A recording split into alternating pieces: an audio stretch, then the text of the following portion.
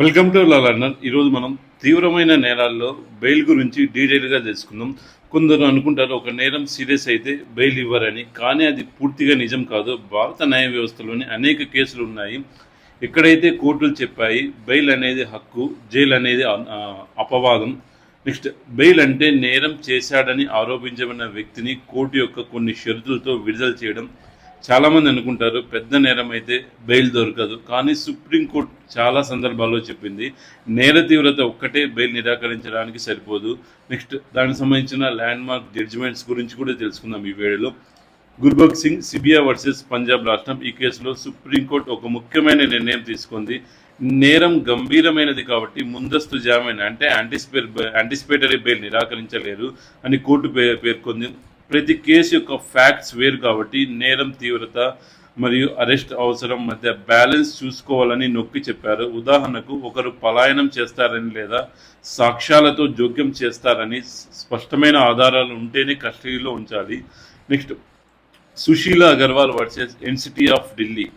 2020లో supreme court ఒక trend setting judgement ఇచ్చింది. ఏ నేరానికైనా ముందస్తు జామీన్ ఇవ్వవచ్చు అని క్లియర్ చేసింది. కీ పాయింట్ ఏమిటంటే, అరెస్ట్ కావడానికి ముందే అభ్యర్థి నేను ఇన్వెస్టిగేషన్తో కోఆపరేట్ చేస్తానని, ఫ్రీడమ్ను దుర్వినియోగం చేయనని నమ్మకం కలిగించాలి. గంభీర నేరాలు కూడా ఎందుకు అడ్డం కావు. Next, P Chidambaram versus director of enforcement. ఈ కేసులో యాంటిసిపేటరీ బెయిల్ నిరాకరించబడింది, కానీ సుప్రీంకోర్టు ఒక ముఖ్యమైన సూత్రాన్ని రిటైర్ చేసింది. బెయిల్ రూల్ జైల్ ఎక్సెప్షన్ అంటే నేరం తీవ్రత మాత్రమే బెయిల్ నిరాకరించడానికి కారణం కాదు. కోర్టు ప్రతి కేసును దాని సొంత మెరిట్లతో పరిగణించాలి. Next, Satyendra Kumar Antil versus CBI. 2022లో సుప్రీంకోర్టు బెయిల్ కోసం డీటెయిల్ గైడ్లైన్స్ జారీ చేసింది. ఇందులో ప్రధానమైనది బెయిల్ డిఫాల్ట్ ఎంపిక. తప్పు అరెస్ట్ అవసరమని స్పష్టమైన కారణాలు ఉండాలి. అంటే ఇన్ని సీరియస్ నేరాలు ఉన్న కోర్టు ప్లీ ఇవ్వడం, ఎవిడెన్స్ ట్యాంపర్ చేయడం లాంటి రిస్క్ లేకుంటే బెయిల్ ఇవ్వాలి.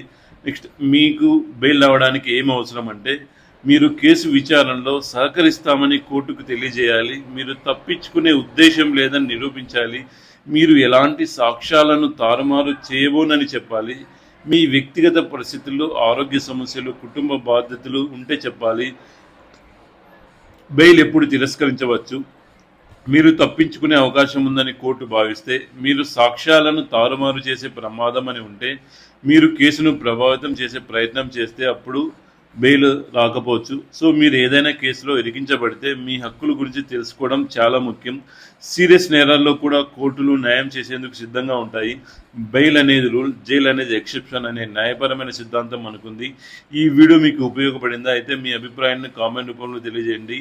లైక్ చేయండి, నా ఈ వీడియోని షేర్ చేయండి, నా ఛానల్ని సబ్స్క్రైబ్ చేయండి please. Thank you for watching video. జై హింద్.